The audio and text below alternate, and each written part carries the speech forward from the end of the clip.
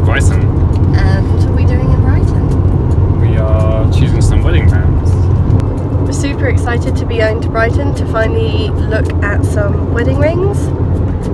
Brighton has a wonderful jewellery district, so it seemed like the perfect place for us to go. Dave and I have always really enjoyed our day trips to Brighton, so when it came to the discussion of where we should go and try and find some wedding rings, Brighton was the top of our list because it's all of its unique jewellery shops. It seemed like the perfect place to find what we were after. So what kind of wedding ring do you think you're after? I like a signet ring, I think. Signet ring?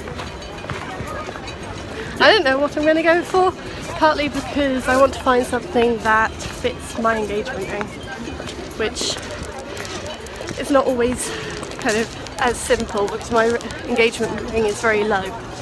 Yeah. So we'll see what we find.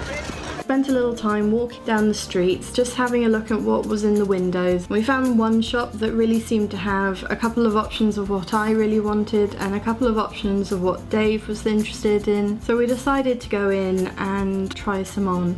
Unfortunately, we weren't able to film inside, but both of us found rings that we liked and we were both really happy. Neither of our rings fit perfectly, so the shop offered to resize them, and that would take a couple of hours. So we decided we'd head down to the beach and see if we could find somewhere to have lunch. The beachfront has a whole range of different places to eat, and we settled upon the Lucky Beach Cafe, which is a super cute little kind of seafood restaurant just sitting out on the beach. One thing you find in Brighton is there's a lot of businesses that work towards sustainability, and the Lucky Beach Cafe is one of them. As it was a hot day, Dave decided to get a watermelon juice and I got a elderflower soda, and they tasted so good. And then our food came a little while later. I'd ordered the fish dog, which is kind of like a fish version of a hot dog, and Dave went for the fish tacos. And they tasted amazing, very fruity, very different. I would thoroughly recommend you try them if you ever go to the Lucky Beach Cafe.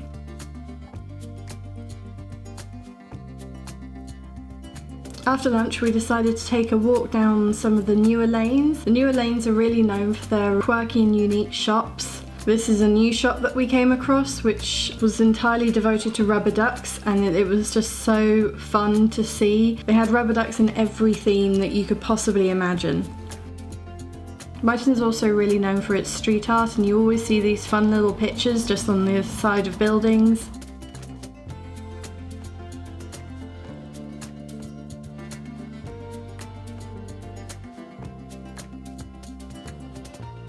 Another shop I always like to visit when I'm in Brighton is Irregular Choice. They specialise in unusual shoes. This time they had a whole Looney Tunes theme, and their shoes and bags are just so unique, so different. It's really fun just to pop in and see what theme they're going on now. And if you're interested in different shoes, definitely give them a look in if you're ever in Brighton.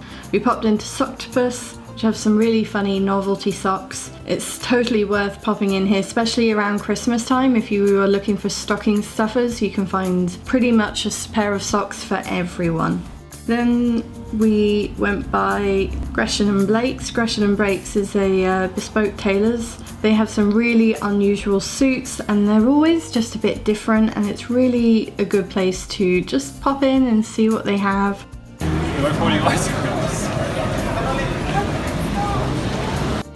We decided to take a look.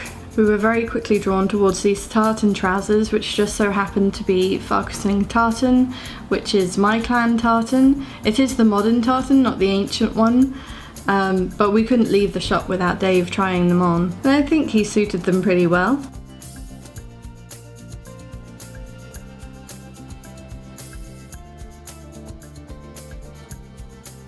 Then we decided to get some bubble tea. We always head to Pearls. Dave went for the mango tea with the tapioca. I went for mango tea with passion fruit popping balls, and they're just so yummy. I can't get enough bubble tea. It's not something we have terribly often, but it's a nice treat to have out. We just walked down the high street, looked in some shop windows. They always have unique things on display.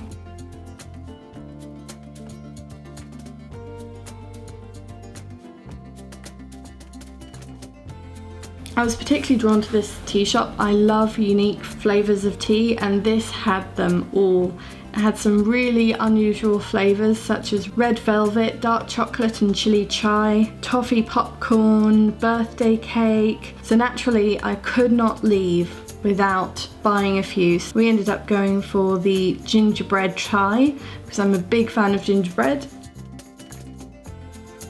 Then as the evening drew in, we decided to head back, and we picked up our rings from the shop. They had been resized and they now fit perfectly. As it was getting on a bit, we headed to the Giggling Squid, which is a Thai restaurant, and their food is just amazing.